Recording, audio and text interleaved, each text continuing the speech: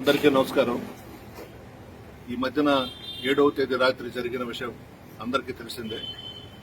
నిన్న నాకు చెయ్యి నొప్పుండి మద్రాసుకు వెళ్ళాను.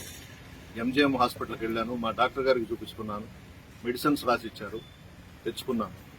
ఈ లోపల ఇక్కడ కొంతమంది భజన పరులు ప్రసన్న కుమార్ రెడ్డి కనపడడం లేదు, భయంతో దాక్కున్నాడు, ఇవన్నీ ఏదో వాగుతున్నారంట. ఇది నల్లపురెడ్డి శ్రీనివాసరెడ్డి గారి బ్లడ్. ఇది భయపడేది మాలో లేనే లేదు, మా కుటుంబంలో లేనే లేదు. ఎంత దూరమైనా పోతాం, ఎంత ఫైట్ అయినా చేస్తాము. మాకు ఆ బుద్ధులు లేవు. దాంకోవాలా, బెయిల్ వచ్చేదాకా అక్కడ ఉండాలా, ఇక్కడ ఉండాలా, ఎవరికి కనబడకూడదు అనేది నా మనసులోనే లేదు. నిన్న అనుకొని నొప్పి ఎక్కువగా ఉంటే మెడ్రాసు పోయి చూపించుకొని ఈరోజు మార్నింగ్ బయలుదేరి వచ్చాను. ఎందుకంటే నిన్న సాయంత్రం 4 అయిపోయింది చెన్నైకి పోతే. చూపించుకొని వచ్చాను. అదంతా హాస్యాస్పదం. ఆయన కనబడడం లేదు, ఏడకపోతాను నేను.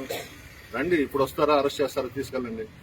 నేనే పిలుస్తున్నా కదా పోలీస్ డిపార్ట్మెంట్ని, ఆమెని ఆ రాజమాతనే దగ్గర పెట్టుకొని రమ్మనండి, అరెస్ట్ చేసి తీసుకెళ్ళమనండి. నాకేం అభ్యంతరంలా, జైల్లో పెట్టినా హ్యాపీగా ఉంటా. కానీ జరిగిన దాని మీద మాత్రం పోలీస్ డిపార్ట్మెంట్ నిజాయితీగా ఎంక్వైరీ చేసి అరెస్ట్ చేయాలి. మా దగ్గర వీడియోస్ ఉన్నాయి, మా ఇంటి మీదకి వచ్చిన వాళ్ళ వీడియోస్ అంతా ఉన్నాయి. దాంట్లో సీనియర్ నాయకులు కూడా ఉన్నారు. వాళ్ళ పేర్లు నేను చెప్పను, అందరికీ తెలుసు. మా వాళ్ళందరికీ ఆ నలుగురు ఎవరో. ఇది మంచి సాంప్రదాయం కాదు, ఎవరికి కూడా జరగకూడదు ఈ విధంగా. అందులో నెల్లూరు జిల్లాలో చాలా మంచి జిల్లా మంది.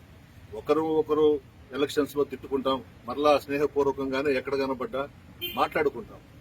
ఆ విధంగా ఉండాలి. కానీ ఏదో ఒక పదవి వచ్చిందని చెప్పి విచ్చల విడిగా చేయడము. ఆమె చెప్పిందంట, ప్రసన్న కుమార్ రెడ్డి కాళ్ళు చేతులు కట్టి నా కాళ్ళ కింద పడండి శిక్షని. చూద్దాం, అది కూడా రమ్మనండి. ఎవడొస్తాడో రమ్మనండి, ఉన్నా ఇక్కడనే నేను మాట్లాడొచ్చా ఆ మాట.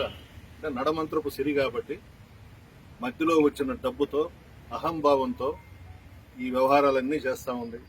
ఆయన భగవంతుడు చూస్తున్నాడు, ఖచ్చితంగా వాళ్ళకి శిక్ష వేస్తాడు.